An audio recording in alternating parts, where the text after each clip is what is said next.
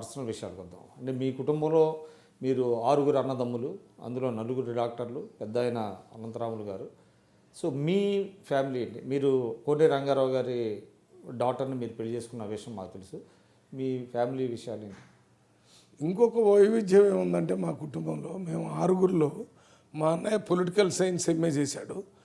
నేను MBBS DLO అంటే ENT specialist post graduation చేశాను. నా తర్వాత వాడు హోమియోపతి పీజీ చేశాడు, బిహెచ్ఎంఎస్ చేశాడు.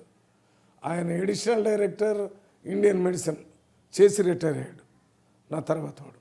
దాని తర్వాత వాడు ఎంఎస్ జనరల్ సర్జరీ చేసి ఎంఎస్ పీడియాట్రిక్ సర్జరీ రష్యాలో చేశాడు. ఎంఎస్ జనరల్ సర్జరీ అలీగఢ్ యూనివర్సిటీలో చేశాడు.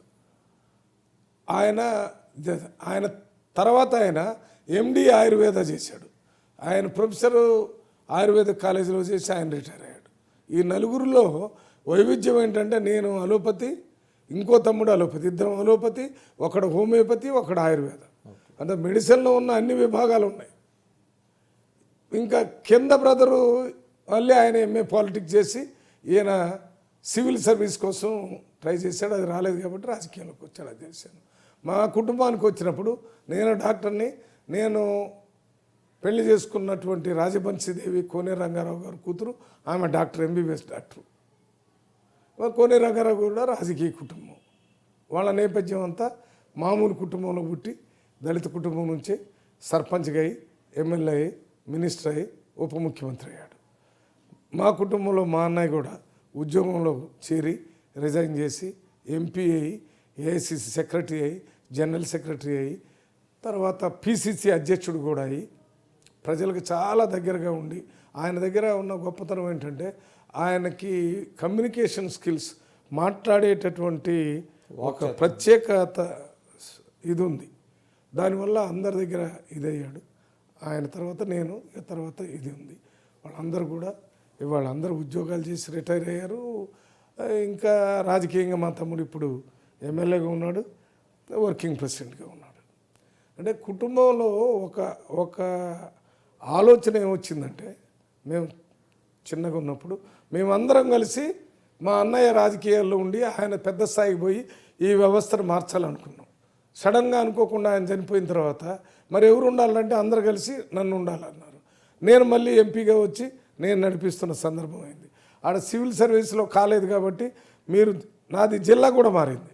నేను మహబూబ్నగర్ కాకుండా రిజర్వేషన్ ఇక్కడ మహబూబ్నగర్ జిల్లాలో రిజర్వేషన్ ఉంది ఎస్సీకి, ఖమ్మం జిల్లాలో లేదు. అందుకని నేను ఇక్కడికి వచ్చి పోటీ చేశాను, అన్నయిస్తాను. మరి అతను అక్కడ రాజకీయాలు చేయడానికి అక్కడనే ఎమ్మెల్సీ ఖమ్మం జిల్లాలో, అక్కడే ఎమ్మెల్యే ఖమ్మం జిల్లాలో మదిర. ఇది ఇప్పుడు అందరం, మా అన్నయ్య కూడా చనిపోయాడు, తక్కిన వాళ్ళందరూ. మీరు చాలా సోషల్ యాక్టివిటీస్ కూడా చేస్తూ ఉంటారు అనుకుంటా. మా రాజకీయమే సోషల్ యాక్టివిటీస్కే రాజకీయం అని పేరు పెట్టాను. ప్రత్యేకంగా రాజకీయాల్లో సోషల్ యాక్టివిటీస్ అంటే మేము ఇండ్లు ఇప్పిస్తాను, సోషల్ యాక్టివిటీ అనుకుంటాను. మామూలుగా సోషల్ యాక్టివిటీ అనేది వైద్య శిబిరాలు నిర్వహించడం ఇలాంటివి, మీరు అది రాజకీయ రిలేటెడ్, అది కూడా రాజకీయమే. రాజకీయం అనేది ఎందుకంటున్నానంటే, నేను చదువుకునేటప్పుడు ఎంబీబీఎస్లో సోషల్ అండ్ ప్రివెంటివ్ మెడిసిన్ అని ఒక బుక్ ఉంటుంది. ఆ బుక్లో ప్రిఫేస్లో రాసి ఉంది, అది నాకు బాగా నచ్చింది. Politics is medicine on large scale, poverty is disease, politics is medicine. ఆడే ఎప్పుడో పార్కర్ ఏమో రాసిండు. ఏంటి పేద ప్రజలకి జబ్బేంట్రా అంటే తిండి లేకపోవటం. మీరు 2 రూపాయలు బియ్యం వేయటమే రాజకీయం డెసిషన్. అది పేదవాడికి జబ్బేంట్రంటే ఇల్లు లేకపోవటం, వాడికి ఇల్లు ఇవ్వటమే ఫ్రీగా, ఇందిరమ్మ ఇల్లు, అది రాజకీయం. పొలిటీషియన్ ఈజ్ ఎ డాక్టర్ అంటారు. Every politician is a doctor. Every politician is a, ఈ పాలిటిక్స్లో సామాజిక న్యాయం చేసేవాడంతా అదే కదా doctor. Every politician is a doctor on large scale. వాడు ఏమంతా హాస్పిటల్, ప్రజలందరికీ జబ్బులు వచ్చినాయి, వాళ్ళకి హాస్పిటల్స్ లేవు.